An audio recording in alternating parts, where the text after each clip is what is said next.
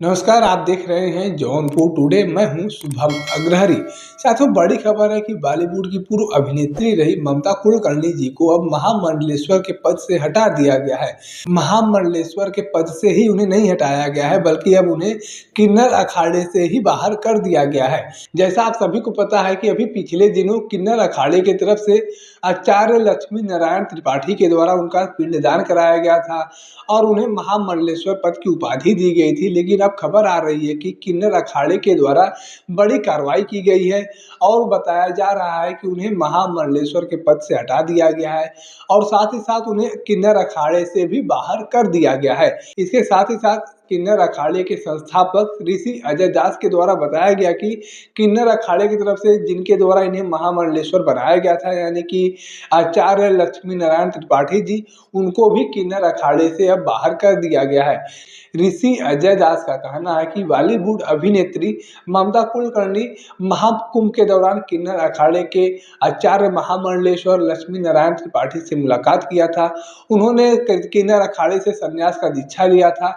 उसके बाद लक्ष्मी नारायण त्रिपाठी जी के द्वारा उनका पिंडदान कराया गया। पिंडदान कराकर उनका राज्याभिषेक किया गया और राज्याभिषेक करने के बाद उन्हें महामंडलेश्वर पद की उपाधि दी गई। इसको लेकर लगातार विवाद हो रहा था, लगातार साधु संतों के द्वारा विरोध किया जा रहा था और अब इन्हीं सब बातों को देखते हुए उनके ऊपर कार्रवाई की गई है। महामंडलेश्वर के पद से भी उन्हें हटा दिया गया है और साथ ही साथ उन्हें किन्नर अखाड़े से भी बाहर कर दिया गया है। और किन्नर अखाड़े के आचार्य महामंडलेश्वर लक्ष्मी नारायण त्रिपाठी को भी किन्नर अखाड़े से बाहर करके उन्हें भी आचार्य महामंडलेश्वर के पद से हटा दिया गया है।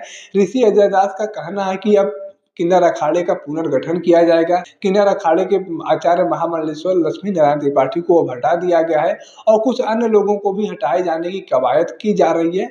किन्नर अखाड़े का पुनर्गठन किया जाएगा, नए लोगों को लाया जाएगा। जिन लोगों के द्वारा किन्नर अखाड़े को बदनाम करने की कोशिश की गई है उन लोगों को हटा दिया जाएगा।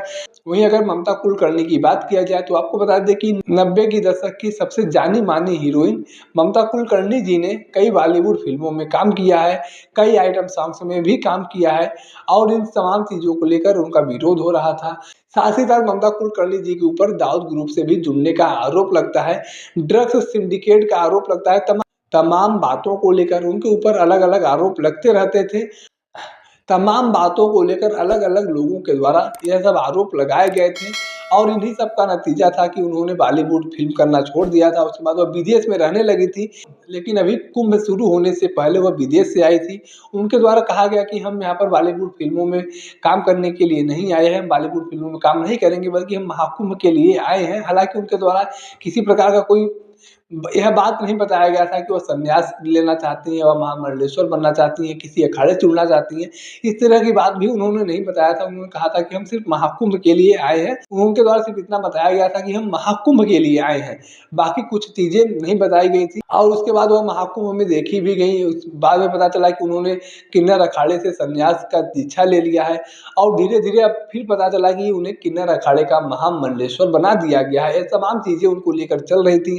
साधु संतों के द्वारा लगातार उनका विरोध किया जा रहा था। चाहे स्वामी रामदेव की बात किया जाए, चाहे बागेश्वर सरकार धीरेन्द्र गिरि शास्त्री की बात किया जाए, शंकराचार्य अभिमुक्तेश्वरानंद जी की बात किया जाए, तमाम साधु संतों के द्वारा ममता कुलकर्णी का विरोध किया जा रहा था और बताया जा रहा था कि दीक्षा लेना, संन्यास जीवन में आना एक अलग चीज है, लेकिन किसी भी व्यक्ति को पकड़कर महामंडलेश्वर पद की उपाधि दे देना यह सरासर गलत है। महामंडलेश्वर पद की उपाधि सनातन धर्म में सबसे बड़ा पद माना जाता है, बहुत बड़ा पद माना जाता है। ऐसे में किसी को भी महामंडलेश्वर बना दिया जाए यह गलत है। किसी को महामंडलेश्वर बनाने से पहले यह सुनिश्चित होना चाहिए कि उसे सनातन का कितना ज्ञान है, सनातन धर्म के वेद पुराणों का कितना ज्ञान है, ग्रंथों का कितना ज्ञान है, शास्त्रों का कितना ज्ञान है और तमाम चीज़ों को देखते हुए महामंडलेश्वर पद की उपाधि देना चाहिए। महामंडलेश्वर पद कोई छोटा मोटा पद नहीं होता है, यह बहुत बड़ा पद होता है। ऐसे में हर किसी को महामंडलेश्वर बनाना उचित नहीं है। सन्यासी जीवन अलग होता है, साधु संत का जीवन अलग होता है, महामंडलेश्वर का जीवन अलग होता है। महामंडलेश्वर बनने का मतलब होता है कि उसे शास्त्रों का संपूर्ण ज्ञान हो, वेदों पुराणों का ज्ञान हो। लेकिन वही अगर साधु संत की बात किया जाए, सन्यासी की बात किया जाए, तो ऐसा नहीं है कि हर साधु को, हर संत को सब कुछ ज्ञान ही होगा। वह लोग सन्यासी जीवन में आते हैं, धीरे धीरे सीखते हैं, सीखने के बाद उन्हें अलग अलग पद दिया जाता है, आचार्य का, महंत का। साधु या साध्वी बनने के बाद उन्हें अलग-अलग योग्यता के हिसाब से उन्हें पद दिया जाता है, लेकिन महामंडलेश्वर का पद जो है वह सबसे बड़ा पद माना जाता है। ऐसे में अभी 4 दिन पहले उन्होंने साध्वी के रूप में दीक्षा लिया और उन्हें एकाएक महामंडलेश्वर बना दिया गया, जो सरासर गलत है। ममता कुलकर्णी जी को लेकर तमाम चीज़ें चल रही थी और अब खबर है कि उन्हें महामंडलेश्वर पद से हटा दिया गया है, किन्नर अखाड़े से भी बाहर कर दिया गया है। बाकी इस पूरे घटनाक्रम को लेकर आपकी अपनी क्या जानकारी है, आप अपनी क्या राय रखते हैं, कमेंट करके ज़रूर बताएं।